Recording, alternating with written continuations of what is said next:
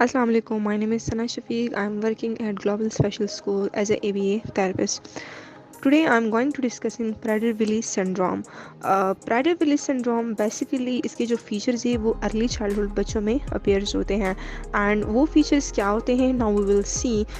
So first of all let's talk about the concept.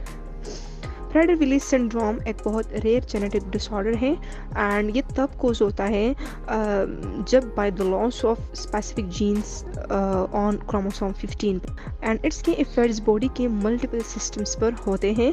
And जैसे अभी मैंने बताया कि ये बहुत रेयर जेनेटिक डिसऑर्डर्स हैं, तो ये 15,000 में तकरीबन एक बच्चा प्रेडर-विली सिंड्रोम के साथ पैदा होता है.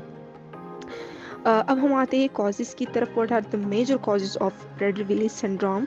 सो the first is imprinting defect. Imprinting defect की वजह से होता है. एंड इम्प्रिंटिंग डिफेक्ट होता क्या है? So it's basically gene silencing or इनएक्टिवेशंस.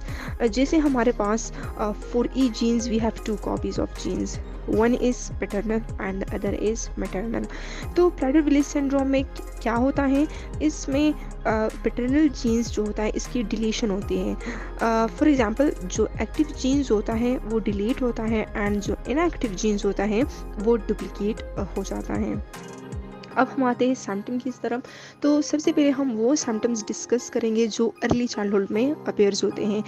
तो अर्ली चाइल्डहुड में जो अपेयर्स होते हैं इनमें the first one is acromicria. Acromicria means small hand and feet. बहुत छोटे छोटे हाथ होते हैं एंड फीट होते हैं. And the second is hypotonia. Hypotonia poor muscles होते हैं, इनके मसल में स्ट्रेंथ बिल्कुल भी नहीं होती, जिसकी वजह से बच्चों को फीडिंग में बहुत डिफ़िकल्टीज आती हैं. एंड पुअर ग्रोथ होता है, वेट गेन होता है, डिले माइलस्टोन्स होते हैं, जो सिटिंग, रनिंग, वॉकिंग, जंपिंग, वो माइलस्टोन्स डिले होते हैं.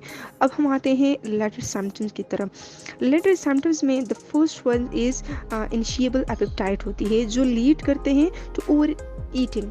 बहुत ज़्यादा बच्चे खाते हैं जिसकी वजह से इनका वेट बहुत ज़्यादा गेन होता है और वो लीड करती है ओबेसिटी को. इंटेलेक्चुअल डिसेबल होते हैं एंड इसके साथ बिहेवियरल इश्यूज होते हैं बहुत ज़्यादा, जिससे बहुत शॉर्ट टेम्पर के होते हैं ये बच्चे. आउटब्रस्ट एंड स्टबननेस बहुत ज़्यादा होती है बच्चों में. Now we will discuss treatment.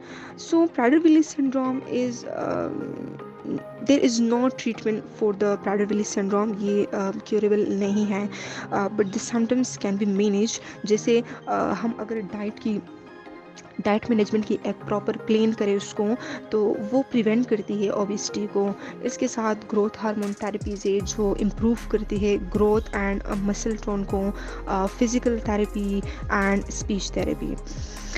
So these all about Prader-Willi syndrome. I hope you liked today's topic. Thank you so much and Allah Hafiz.